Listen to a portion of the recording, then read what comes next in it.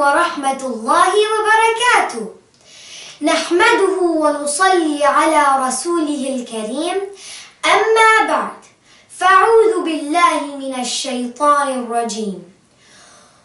هو الله الخالق البارئ المصور له الأسماء الحسنى يسبح له ما في السماوات والأرض وهو العزيز الحكيم. رب اشرح لي صدري ويسر لي أمري واحلل عقدة من لساني يفقه قولي. I hope you all are doing great. I'm doing great too, alhamdulillah. I was sick before, so this lesson got delayed a little bit. Today's lesson is related to my previous lesson. Last lesson, do you remember? I explained who is Allah.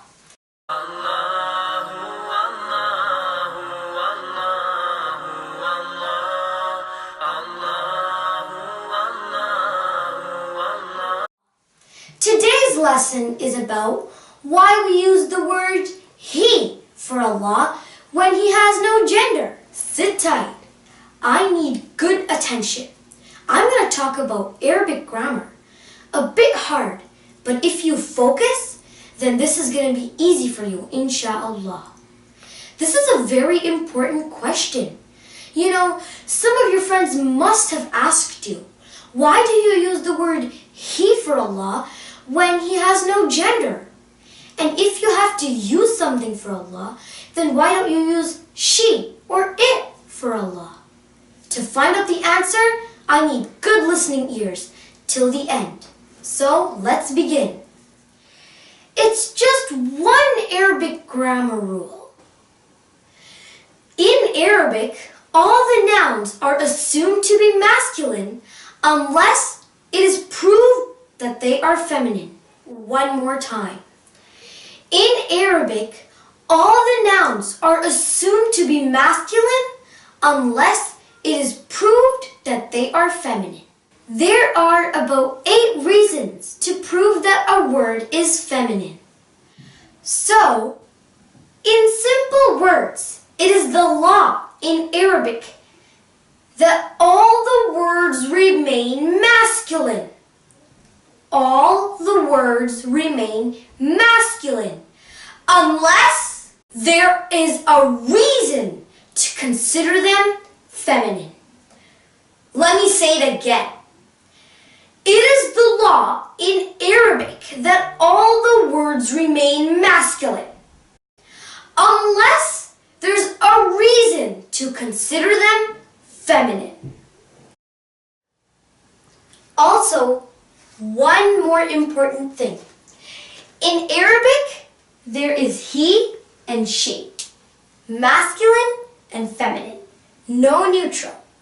So, masculine and feminine, he and she.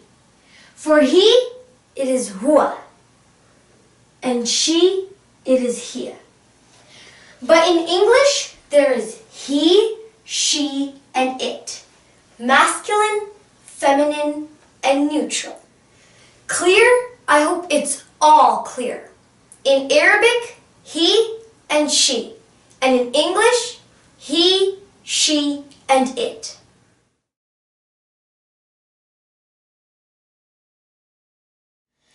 Let's talk about these 8 reasons that make a word feminine. Remember, I told you earlier that there are about 8 reasons for a word to be feminine. Reason number 1. If a word is female in nature, then we would consider it feminine, and we would put hiya, which means she, with it. For example, sister, mother, daughter, auntie, these are all female in nature, and we would put hiya with it. So I'm going to write it on the board.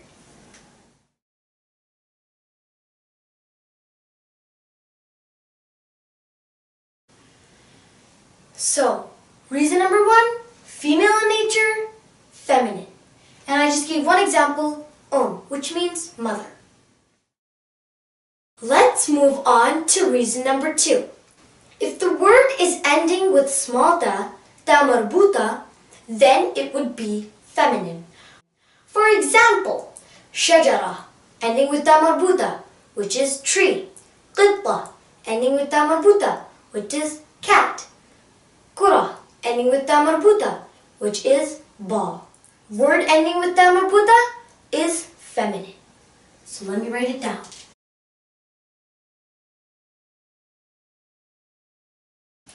So, reason number 2. Word ending with ta marbuta is feminine. One thing to know here. Some male names also end with ta marbuta. For example, Umayya, Hudhayfa, Hamza. But we're not going to consider them feminine. They're male names, so they're masculine. And reason number 3. Colors ending with alif and hamza are also feminine. For example, sawda, black, hamra, red, safra, yellow. So, colors names ending with alif and hamza are feminine.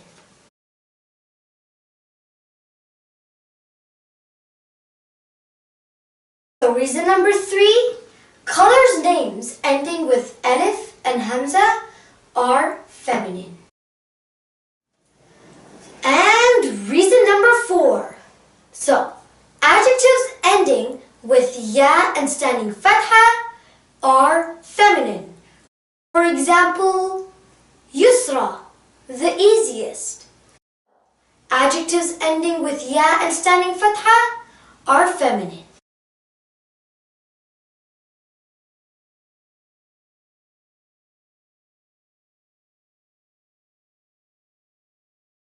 Reason number 4, adjectives that end with ya and standing fatha are feminine. Alhamdulillah, we are halfway done. I hope you're not tired. Still sit tight. We are heading to reason number 5. Reason number 5 is that human body parts that are in pairs are feminine. For example, udhunun, ears, aynun, eyes, yadun, hands. These are all feminine because they are in pairs. So I'm going to write it down.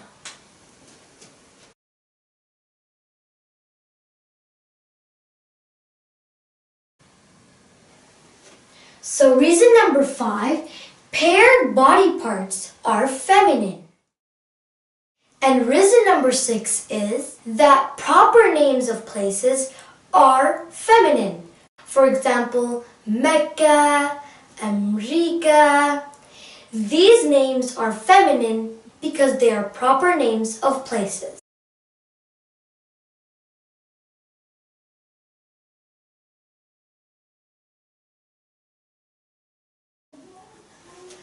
Proper names of places are feminine.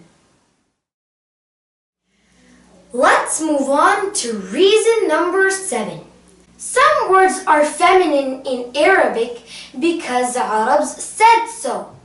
For example, Jahannam, which means hellfire, and Nar, which is fire, and Shams, which is sun.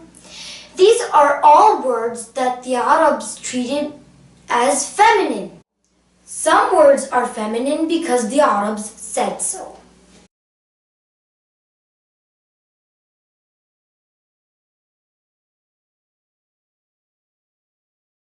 Reason number 7. Some words are feminine because the Arabs said so. I hope you're not tired. This is the last reason for a word to be feminine in Arabic. Reason number 8. Irregular plurals are feminine. What are irregular plurals? Regular plurals are the ones that end with una or ina. Irregular plurals are plurals that don't end with una or ina. Irregular plurals are also called broken plurals because they don't end with una or ina. For example, the word malaika, which is the plural of malak, angels. It's not malakun or malakin. Same way with the word rusulun. It is the plural of rasul, messengers. It's not rusulun or rusulin. So, irregular plurals are feminine.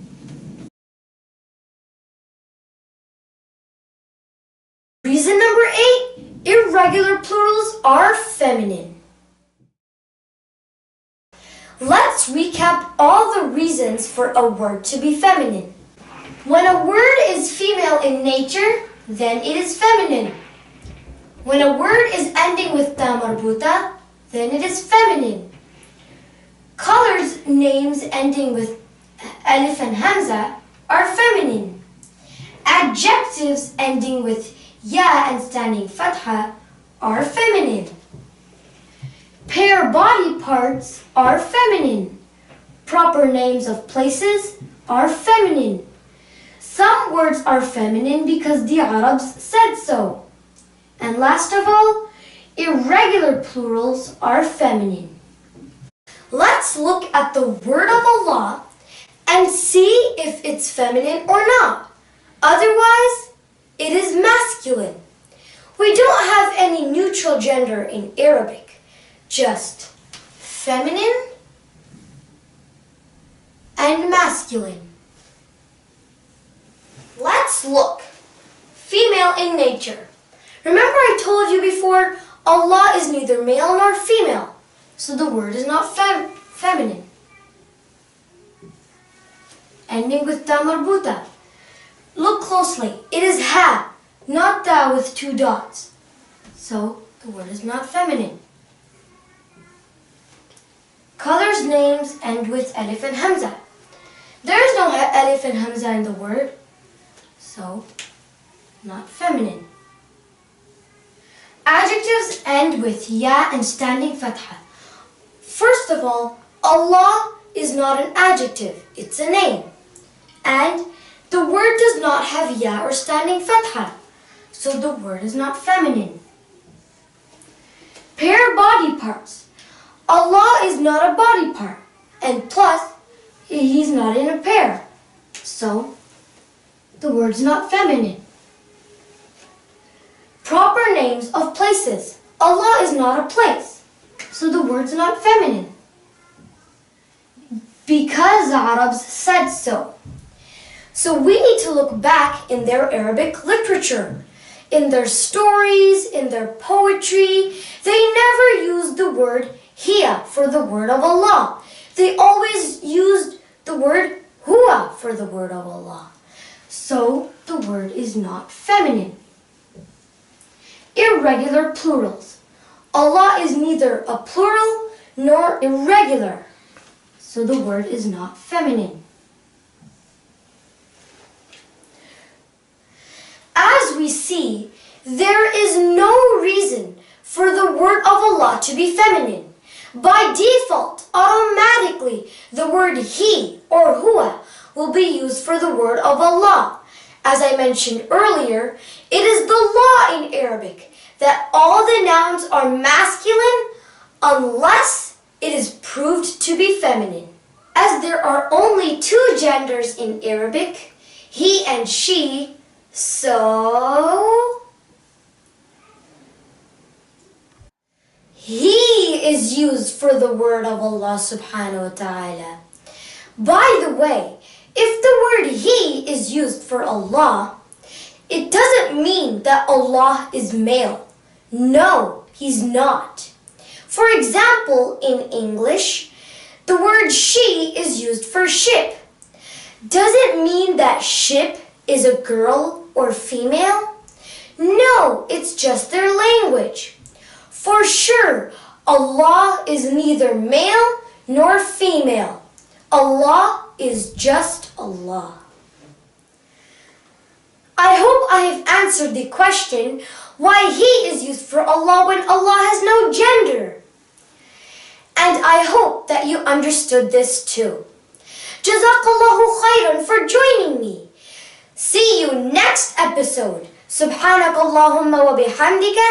Nastaghfiruka wa natubu ilayk. Assalamu alaikum wa rahmatullahi wa barakatuh.